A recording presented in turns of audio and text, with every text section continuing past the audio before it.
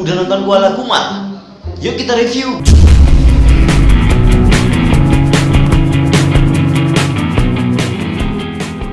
Hello guys, we meet again. Koala Kumal tayang di bioskop pada saat hari Lebaran Idul Fitri kemarin. Ini film yang paling ditunggu. Saya udah nonton, tapi saya nggak baca bukunya ya. Jadi saya review berdasarkan apa yang saya tonton. Berdasarkan apa yang saya tonton di bioskop dan yang saya analisa, ini adalah 5 hal tentang Koala Kumal.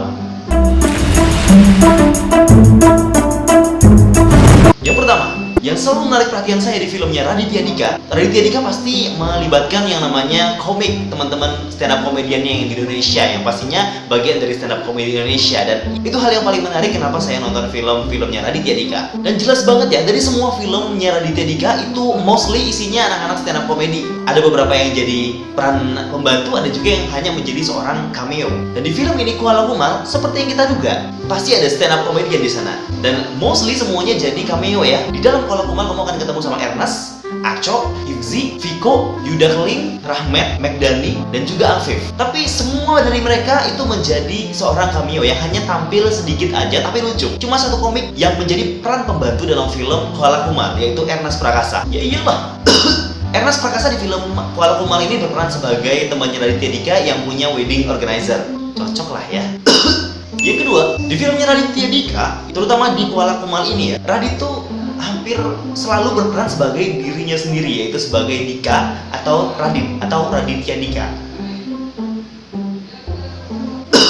Raditya Dika yang merupakan seorang penulis yang berasal dari keluarga yang gak biasa, yaitu ya menengah ke atas lah ya. Tapi dalam film itu gak pernah dibahas soal kekayaannya Raditya Dika. Mostly film Raditya Dika ya tentang asmaranya, jomblonya, betapa ngenesnya hidupnya di dunia asmara.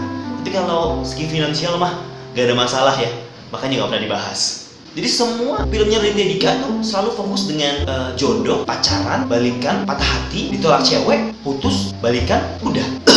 Yang ketiga, dari segi cerita mah nggak begitu luar biasa untuk Koala Kumal ya. Filmnya menurutku loh ini ya, nggak begitu luar biasa. Biasa aja sih sebenarnya. Tapi yang bikin aku betah nonton adalah selain komedi yang disajikan Raditya Dika yang sangat pas menurutku ya, di situ juga yang sangat mencuri perhatianku selain stand up komedi, yaitu adalah aktingnya Cheryl Xenavia. Cheryl Xenavia di sini berperan sebagai seorang cewek aneh yang punya pengalaman patah hati dan punya hobi yang nggak biasa. Dan aktingnya aduh men, keren banget ya. Lihat Cheryl Xenavia dalam filmnya Raditya Dika di Koala Kumal ini, itu bikin kita betah nonton sampai filmnya habis.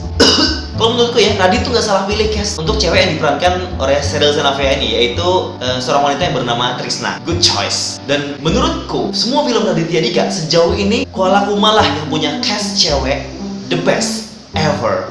Yang keempat, kalau kamu nonton filmnya Radit yang satu ini dan berharap film ini bikin kamu ketawa terus-menerus, kamu akan kecewa. Kenapa? Karena film ini gak begitu banyak komedinya, tapi tetap dengan porsi yang pas menurutku ya. Bukan berarti film ini gak lucu, film ini lucu banget. Komedinya khas banget, stylenya Raditya Dika. Sebenarnya saya berharap ada beberapa selain Ernest ya, yang jadi peran pembantu dalam film Koala Kumal ini kan, karena ceritanya Koala Kumal hanya berfokus pada 4 orang, yaitu Radit sebagai Dika, Cheryl Xenavia sebagai Trisna, Acha Septriasa sebagai Andrea, dan Nino Fernandez sebagai James. What can you expect? Yang kelima, kita jelas tahu ya, filmnya Koala Kumal ini diangkat dari novelnya Raditya Dika yang berjudul sama, yaitu Koala Kumal. Menurut saya, correct me if I'm wrong, hal yang nggak biasa dari film karya Radit satu ini itu nggak terlalu membahas judulnya dan filosofi koala itu sendiri. Seperti kita tahu film-film sebelumnya seperti Manusia Setengah Salmon atau Cinta Brontosaurus atau Kambing Jantan, ya lebih banyak sedikit porsinya membahas filosofi binatang dalam judulnya ini cukup banyak ya. Tapi dalam film Koala Kumal itu hanya sebagian kecil. Tapi di Koala Kumal itu cuma satu scene yang membahas soal filosofi koala. Dan scene itu adalah scene yang kita tonton di saat teasernya rilis di YouTube. Nggak kecewa sih sebenarnya, cuma aneh aja. Ya menurutku ya, di film ini Radit nggak begitu branding soal Koala Kumalnya. Dia fokus dalam hal ceritanya. Alright guys, overall kesimpulannya filmnya ini pastinya ya buat penggemarnya Raditya Dika, followersnya Raditya Dika, ini film wajib tonton. Walaupun kamu belum baca bukunya, walaupun kamu udah baca bukunya, walaupun kamu nggak bisa baca. Yang jelas film ini gak bakal ngecewain kamu. Porsinya pas, cuma menurut saya ada sedikit kekecewaan aja dalam filmnya. Dan scene favorit saya dalam film ini adalah scene ketika mereka melakukan kencan kilat. Soalnya di scene itu 4 komik stand up comedian yang keren-keren hadir di situ sebagai cameo, dan mereka tuh keren banget. Apalagi Hipzi ya, dalam scene itu dia menyanyi dengan bahasa Thailand. Menurutku that was the best scene. That was the funniest scenes ever in the movie. Lucu banget coy.